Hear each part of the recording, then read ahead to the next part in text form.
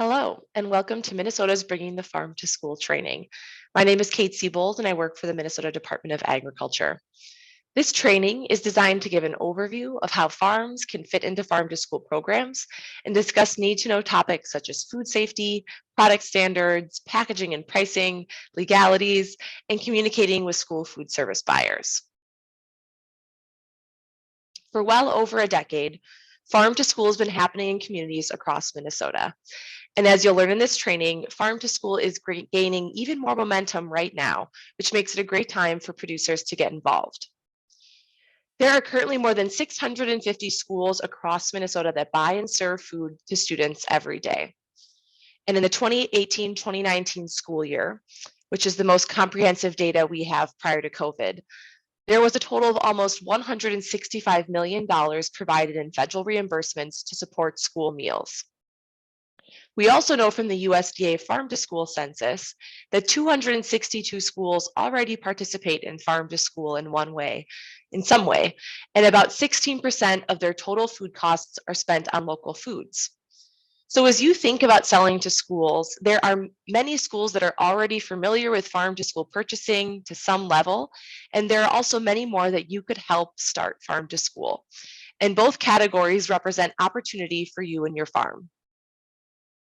One way that the state of Minnesota supports farm to school efforts is through the Minnesota Department of Agriculture's Farm to School Grant Program.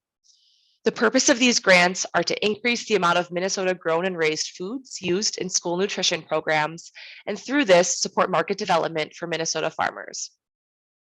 These grants are available to all public and private K-12 schools in Minnesota that participate in the National School Lunch Program, and they reimburse schools for the purchases of unprocessed and minimally processed foods grown or raised in the state. Priority is given to projects that work with emerging and socially disadvantaged farmers.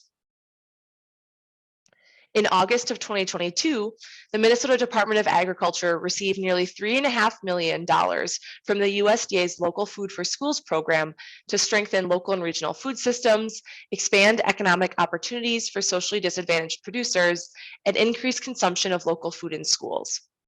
These funds will be used to expand our farm to school grants to K-12 schools in the 2023 grant cycle.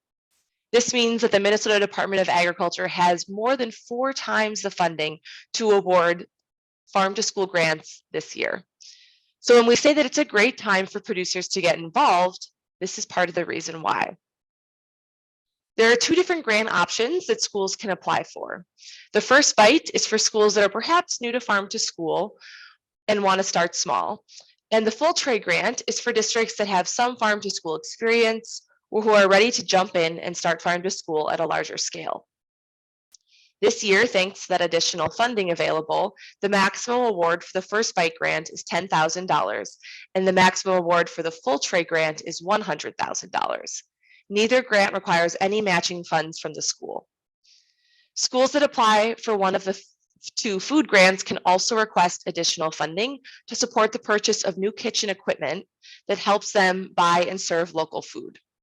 For example, a school could use the funds to purchase a new apple slicer to make it easier to serve local apples on their salad bar. 2023 grant applications from schools are due November 17, 2022.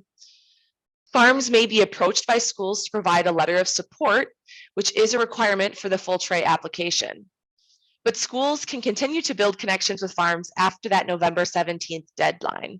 And remember that this is an annual grant to schools.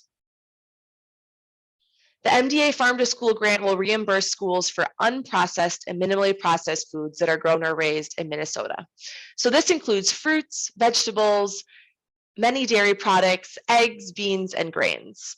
It does not include fluid milk or processed products such as hot dogs or granola, and any food produced outside of Minnesota.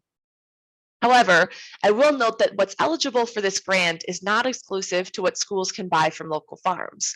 So while this grant won't cover the cost of locally produced hot dogs, a school could still purchase those hot dogs and use their own funding. While these grant funds go directly to schools, they're designed to support both Minnesota schools and producers.